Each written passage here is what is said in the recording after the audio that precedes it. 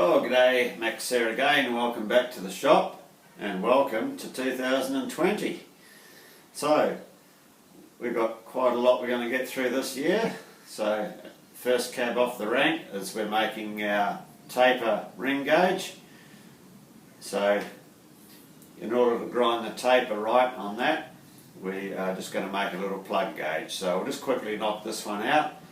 I'm not going to go into great detail of this part for the turning, but we will for the grinding because we will OD grind this. So let's get it going.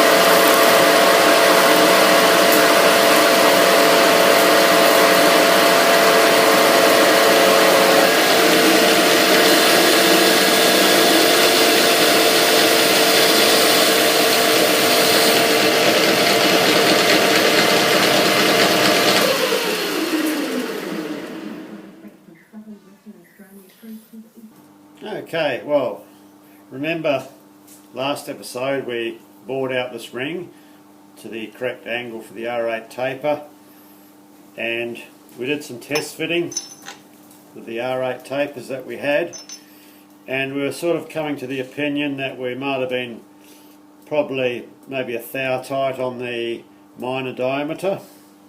So what I've done, we've just turned up this little shaft here, so this will be another test piece, and we'll use this to test the spindle of our R8 taper in the Bridgeport. So we can't use one of these because of the keyway there. We'd have to remove the locking feature inside the spindle bore, which I'm not going to do. So we'll turn this up. So what we're going to do now is we'll mount it in the collet chuck that way around, and we'll grind this taper. Now the OD of this is, well, finished OD is exactly 1.250, which is the major diameter of the taper. So we keep grinding this till it's 1.250, and then we mount this ring back up in the lathe, and we ID grind the ring until the edge of this is exactly flush with the edge of this, and that will put this major diameter bang on size. Because if you remember, we did the calculations based on Joe Piezinski's method to determine the OD of a taper at the major diameter, and we did leave a 10th hour grinding allowance. So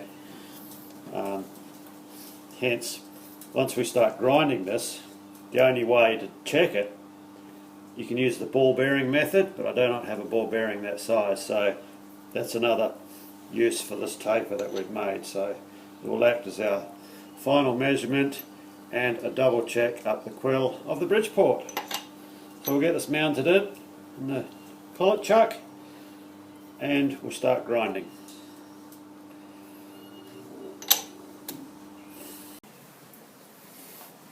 Okay, we'll just set up our tool post grinder here to grind the taper. Now, as the same as with if you're boring a taper, when you're boring it, your tool's got to be absolutely spot on.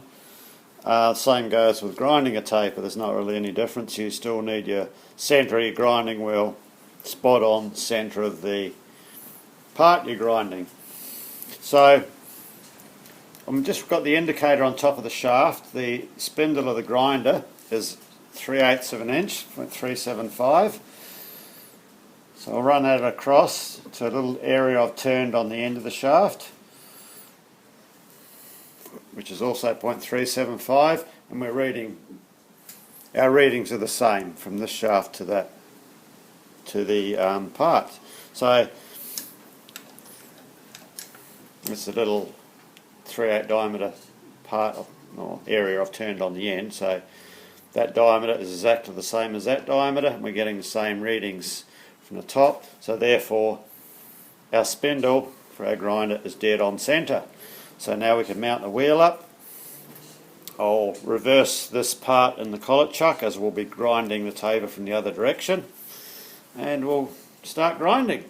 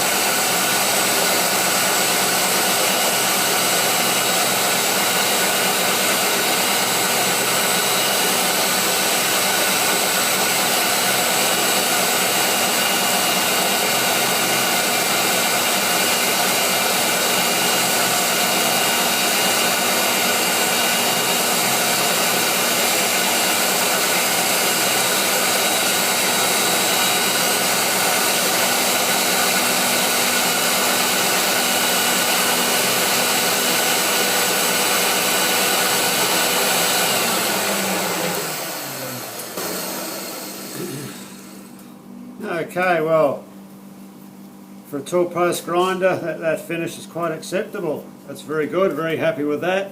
What I did find running the lathe at a much higher speed than I have done with this grinder previously, it has made a difference on the surface finish. It has picked it up.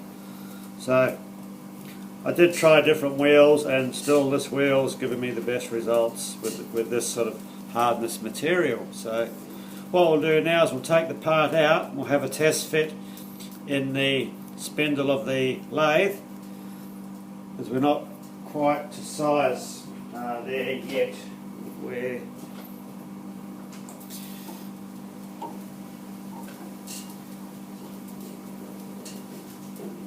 about We're about 7 thou, 6.5 thou up on size at our major diameter of the taper. So we'll pop him out, give it a test fit, blue it up. If we've got to do any alterations with the angles, hopefully we won't have to, because we ain't got much to play with now, as I have taken a few test cuts with other grinding wheels. It's sort of eaten up into our grinding allowance. So never mind, we'll pop it in and give it a test fit. I don't know if the camera will pick it up, but no, the finish has come up really well on the ground section. So very happy. Okay, make sure our taper inside the spindle is nice and clean.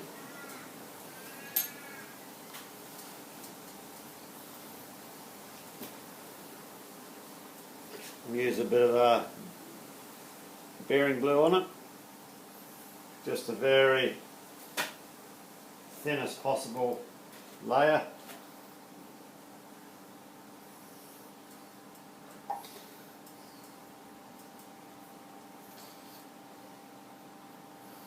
Just the same again, just up 2 sides.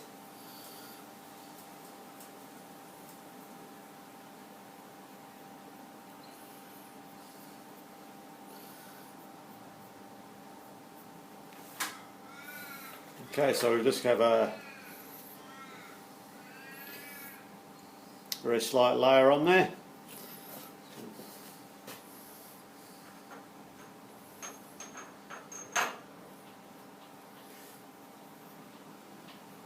Make sure she's seated, rotate it round, pull her out. And looks pretty good to me.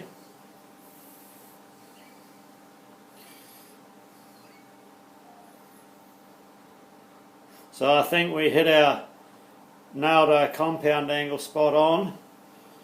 Possibly why I thought there was maybe a thou tight when we were checking it after the boring bar finish. You'll get a bit of flex in your boring bar. Now, normally I would run a boring bar just a smidgen above centre to allow for that. Of course, when you're doing a taper, you can't do that. So. But yeah, I think we're right on the money there. That's come up absolutely spot on. So what we'll do now is we'll put this back in the lathe and we'll grind it down to size. So.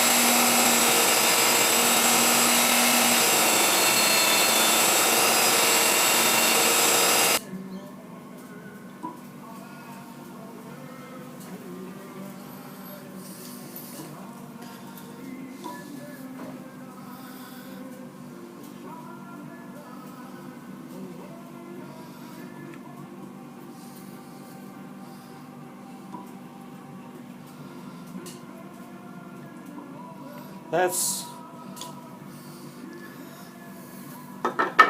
looking good, we're there. Okay, so we've got a nice razor sharp edge there. So we'll just take that off with a stone, that one.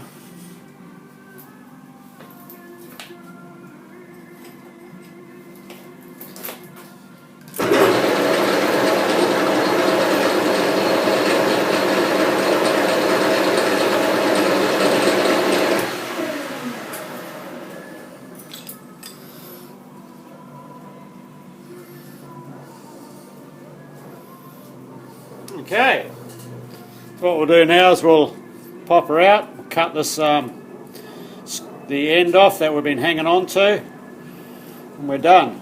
Well, actually, I might put a little knurl on that first before we do that. The grinding operation's done. She's spot on size, and spot on angle.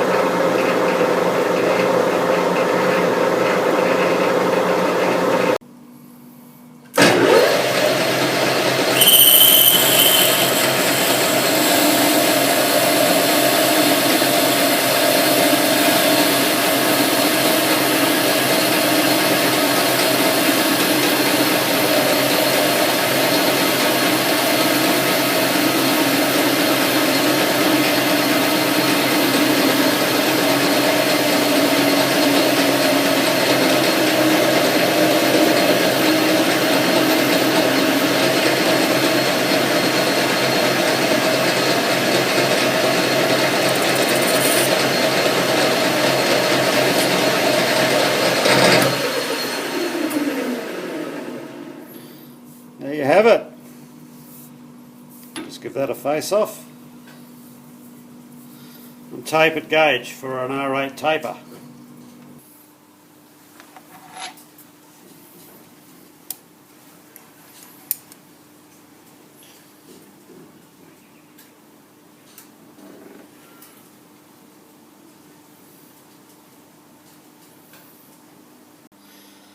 Okay, setting up for the internal grinder. It's quite easy. This another one, we must be absolutely on centre for this one. So we've got a 3/4 diameter end mill just chucked up and clocked up in the lathe, and the diameter of the spindle of the grinder is also 3/4. So it's just a simple matter of running the indicator across it, across the top. We get 0 on there, and the same thing here, we get 0 on there. So that puts our grinder right on centre. And now we can swap the chuck over and put our ring gauge in. But we'll have to dress the stone up first so we get the correct angle.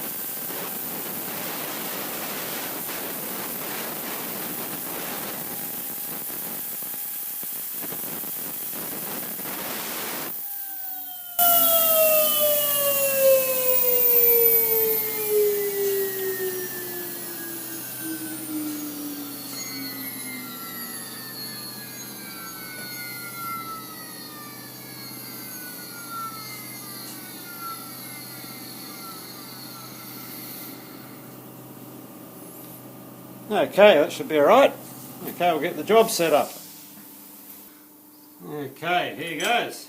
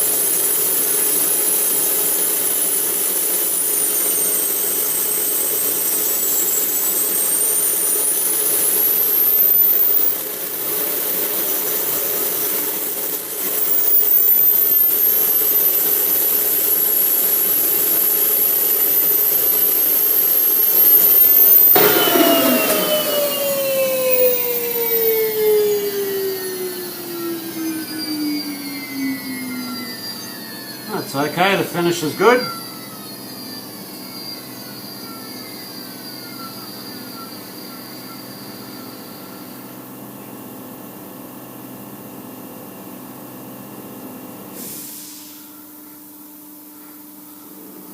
Might just run a little bit of coolant with this one.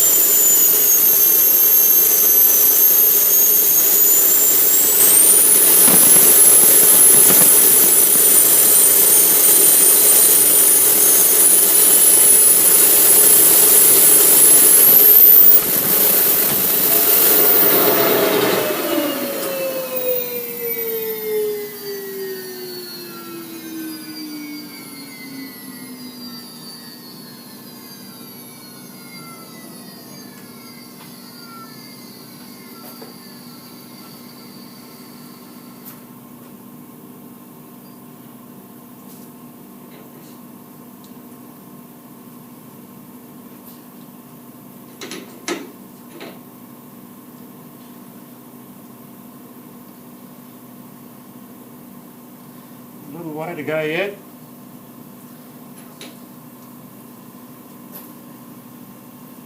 Let's check our angle.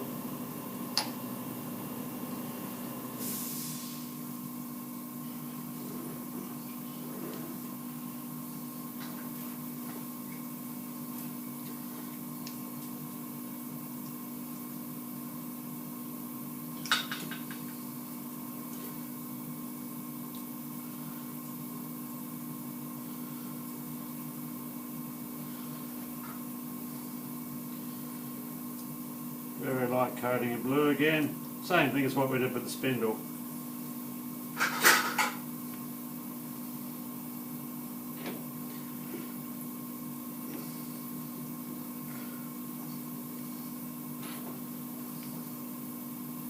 Yeah, that's good.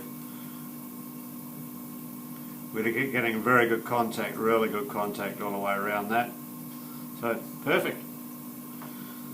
So, a few more thou to go in depth until that ridge there disappears.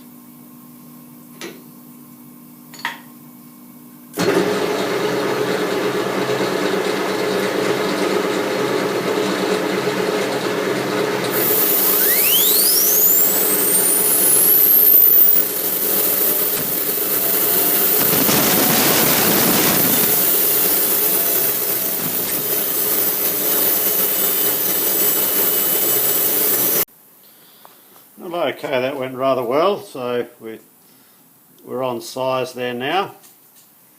So push our gauge in, and the idea was to have no step or anything across here. So we've achieved that. So that's put our taper, the major diameter, she's smack on size. So we'll just do a blue test in here with the bearing blue. It feels good, and then she's good to go. Okay, we'll just do the final bearing blue test to check our contact on our tapers.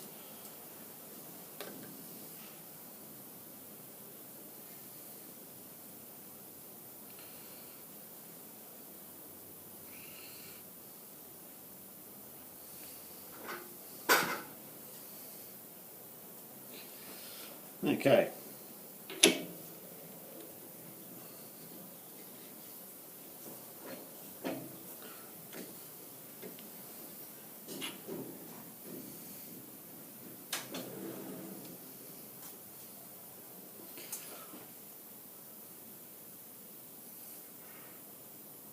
It's looking like we've got perfect contact all the way around.